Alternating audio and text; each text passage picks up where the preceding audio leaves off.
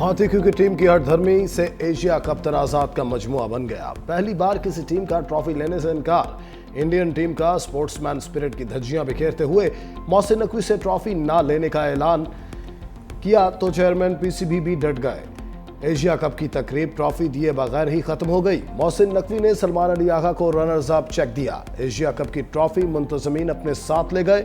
जराये के मुताबिक भारतीय टीम को ट्रॉफी नहीं मिलेगी। ट्रॉफी को एशिया क्रिकेट काउंसिल के दफ्तर में रखा जाएगा।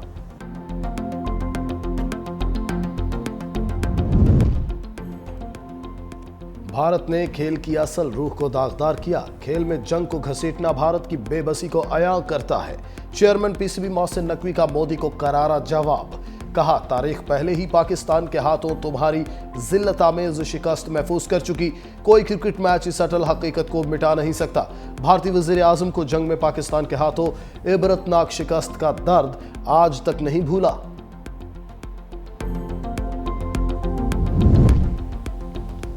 मोदी ने सियासत के लिए क्रिकेट की स्पिरिट तबाह कर दी। वज़ीर दिफा ख्वाजा आसिफ का रद्द-ए-अमल। कहा, क्रिकेट के कल्चर और स्पिरिट को तबाह करके मोदी अपनी सियासत बचाने की कोशिश कर रहा है। इज्जत इस तरह बहाल नहीं होती। पाक भारत जंग का स्कोर 6-0 पत्थर पर कुंदा हो गया। हम तो कुछ नहीं कह रहे। मोदी भारत और दुनिया दोनों में खार हो गया। ने जो सबसे गंदी बॉलिंग की है और कप्तान उसके साथ मिला हुआ है, लगता है हराने में सबसे बड़ा हाथ इन दोनों का है। पीसीबी के चेयरमैन, उनका भी खेल से कोई लेना देना नहीं है। वो भी एक सियासी आदमी है, तो फिर टीम किस तरह इम्प्रूव करेगी। ये सिर्फ सिफारिश की वजह है, सब सिफारिशी हैं ये। पर दिल्ली रोना आया, यकीन मानो भी हुन मैच देखने वास्ते दिल ही नहीं करेंदा तो इंशाल्लाह दिखसा ही नहीं। आगे खिलाड़ी देखते थे, मैच होता था, बड़ा दिल लगता था, किराया खर्चा कर कर तोड़ जाते थे मैच देखने के लिए। अब दिल ही नहीं करता कि मैच देखे। अगर इसी तरह का क्रिकेट बोर्ड चलना है ना, तो टीम को पाक फजाइया के वाले कर दो। तब तक हम नहीं जीत पाएंगे कि जब तक हम एक टीम बनकर ना खेलें, क्योंकि हमारे खिलाड़ी खेलते हैं सिर्फ अपने लिए। मोहल्ले में जो लोग खेलते हैं ना, इनसे बेहतर है उनको ले जाते तो कसम खुदा की इनसे अच्छा खेल के आना था। पाकिस्तानी क्रिकेट शायकीन कौमी टीम की शिकस्त पर नाला। खिलाड़ियों और पीसीबी पर बरस पड़े। कहा, बल्लेबाजों और बॉलर्स ने गैर जिम्मेदारी का सबूत दिया। कई मौके पर यकीनी कैच छोड़े।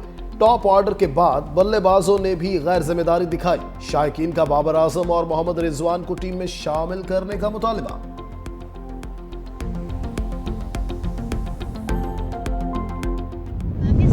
अभी तो मतलब लाइक जो प्लेयर खेल रहे हैं उनका बोलूं तो Shaheen Afridi is okay, but मैं पहले बाबर आजम, रिजवान और नसीम शाह को बहुत ज़्यादा मिस कर रही हूँ। और अगर वो होते तो पाकिस्तान और मैच भी नहीं हारता। भारतीय शायकीन भी बाबर, रिजवान और नसीम को मिस करने लगे। भारतीय खातून फैन बोली, तीनों खिलाड़ी प्लेइंग 11 में होते तो शायद पाकिस्तान मैच ना हारता। भारत ने मेगा इवेंट के फाइनल को सियासत ज़दा कर दिया। टॉस के मौके पर क्रिकेट की तारीख में पहली बार 2 प्रेजेंटर्स मैदान में आए।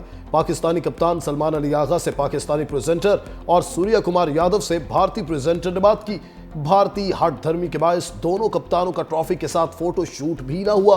भारतीय कप्तान सूर्या कुमार के ना आने पर सलमान अली आगा ने अकेले फोटो शूट किया।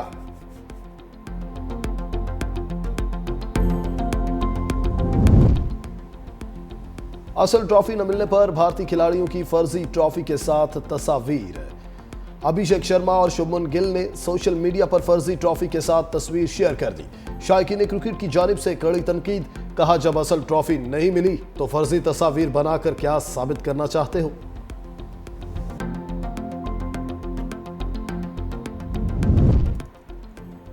जस्टिस तारिक महमूद जहांगीरी को काम से रोकने का हुक्म मुअत्तल। सुप्रीम कोर्ट के 5 रुकनी आईनी बेंच ने फरीकैन और अटॉर्नी जनरल को नोटिस जारी कर दिए। जस्टिस जमाल बंदोखेल ने कहा, सुप्रीम कोर्ट ये फैसला दे चुकी है कि एक जज को जुडिशियल वर्क से नहीं रोका जा सकता।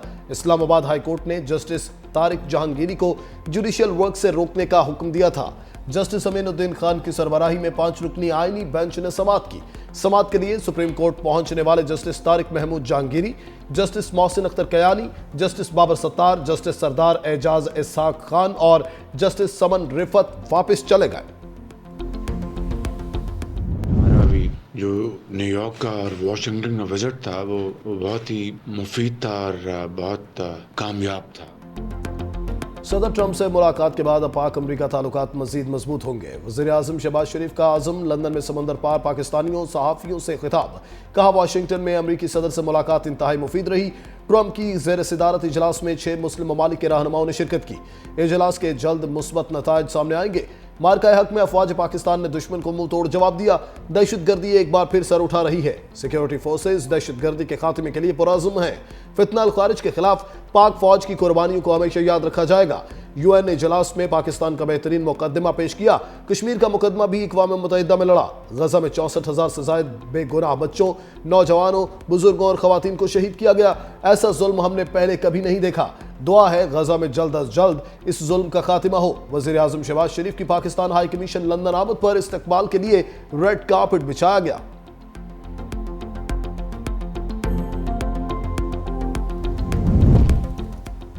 ईरान का पाक सऊदी अरब दिफाई मुआहिदे में शमूलियत की ख्वाहिश का इजहार। ईरानी सुप्रीम लीडर के मुशीर मेजर जनरल रहीम सफवी ने कहा, सऊदी अरब और पाकिस्तान का मुश्तरका दिफाई मुआहिदा मुस्बत पेशरफ्त है। ईरान भी मुआहिदे में शामिल हो जाए तो अच्छा होगा। अमरीका के इलाकाई असर व रसूख में कमी आ रही है। इस सूरत हाल में हम एक इलाकाई इस्लामी इत्तेहाद कायम कर सकते हैं।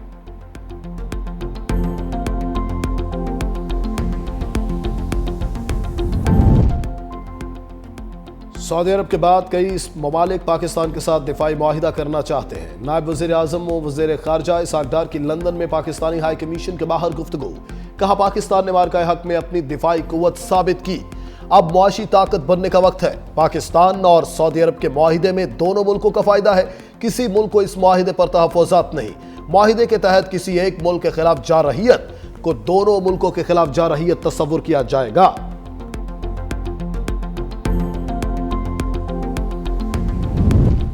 ऑडियो लीक केस में वज़ीर आला खैबर पख्तूनख्वा अली अमीन गंडापुर के नाकाबिल ज़मानत वारंट गिरफ्तारी जारी। इस्लामाबाद के एडिशनल डिस्ट्रिक्ट एंड सेशन जज नसरमिनल्लाह बलोच का अली अमीन गंडापुर को गिरफ्तार करके पेश करने का हुक्म।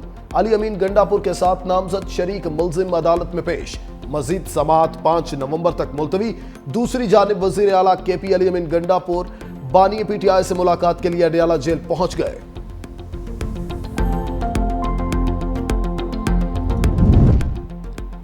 पाकिस्तान और IMF के मुज़ाकरात का 5वां रोज। वज़ीर खजाना मोहम्मद औरंगज़ेब ने वफ्द को मैक्रो इकोनॉमिक अहदाफ और मुआशी सूरत हाल से आगाह किया।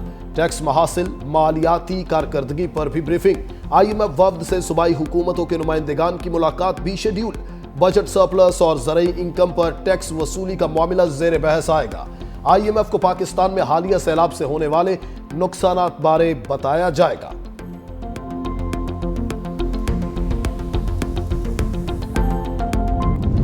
पाक बहरिया की मैंग्रोव और शजरकारी मुहिम का आगाज। मेहमान खुसूसी कमांडर कोस्ट ने पौधा लगाकर मुहिम का इफ्तिताह किया।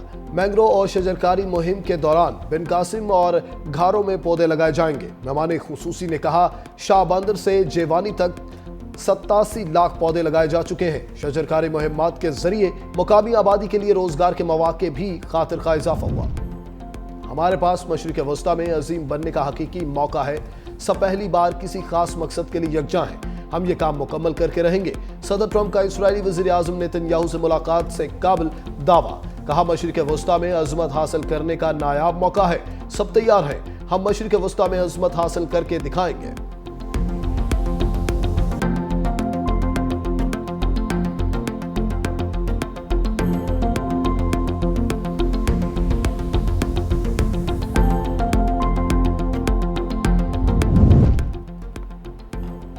रूस की यूक्रेन पर ड्रोन्स और मिसाइल्स की बरसात। 4 अफराद हलाक, दर्जनों जख्मी। यूक्रेनी फौज के मुताबिक रूस ने 595 ड्रोन्स और 48 मिसाइल दागे। बड़ी तादाद को फजाई दिफाई निजाम ने तबाह कर दिया। कई इमारतें, फैक्ट्रियां और एक कार्डियोलॉजी क्लिनिक को नुकसान पहुंचा। हमला जंग के आगाज के बाद कैफ पर सबसे बड़ा हमला करार। गजा पर इसराइली फौज के हमले जारी। नसीरत, पनागजी कैंप समेत मुख्तलिफ रिहायशी इलाकों पर वहशियाना बमबारी। मजीद 41 फलस्तीनी शहीद हो गए। खान यूनिस में भूख और इलाज न होने से बच्चा दम तोड़ गया। गजा में इसराइली हमलों से शहादतों की मजमूई तादाद 66,000 तक पहुंच गई है।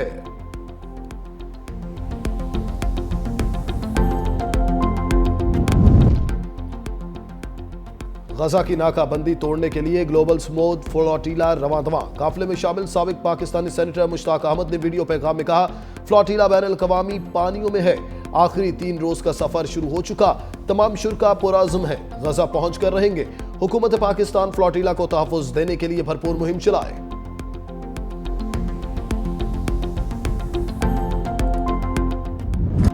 गजा में नस्लकुशी के खिलाफ बर्लिन में हजारों अफराद सड़कों पर निकल आए। मुजाहिरीन का इसराइल को हथियारों की फराहमी फौरी तौर पर रोकने का मुतालबा। कहा, यूरोपीय यूनियन के तहत इसराइल पर पाबंदियां आयद की जाए। मुजाहिरीन के फलस्तीनी झंडों और प्ले कार्ड्स उठाकर इसराइल के खिलाफ शदीद नारे।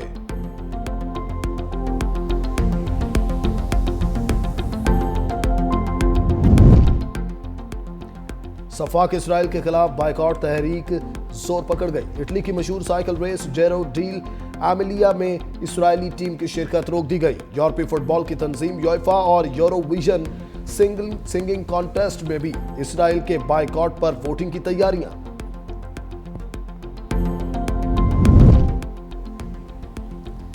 न्यूयॉर्क के मेयर एरिक एडम्स इलेक्शन से दस्तबरदार हो गए। न्यूयॉर्क के मेयर का इंतखाब 4 नवंबर को होगा। मेयर के इलेक्शन में अब ज़हरान ममदानी और न्यूयॉर्क के साबिक गवर्नर एंड्रयू क्वामो के दरमियान मुकाबला होगा।